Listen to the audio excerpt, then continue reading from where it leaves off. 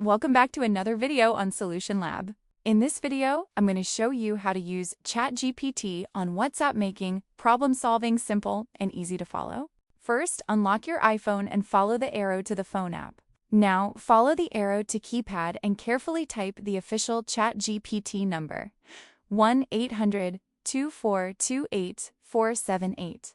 That spells +1 to 800 ChatGPT. Next, follow the arrow to add contact, name it ChatGPT, and save it. Now follow the arrow to the WhatsApp app icon on your home screen.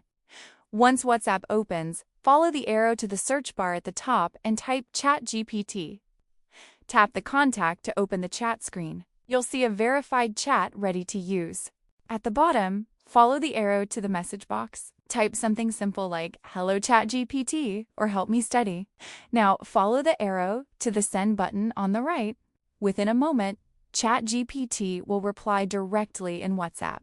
You can now ask ChatGPT almost anything: homework questions, English improvement, tech help, general knowledge.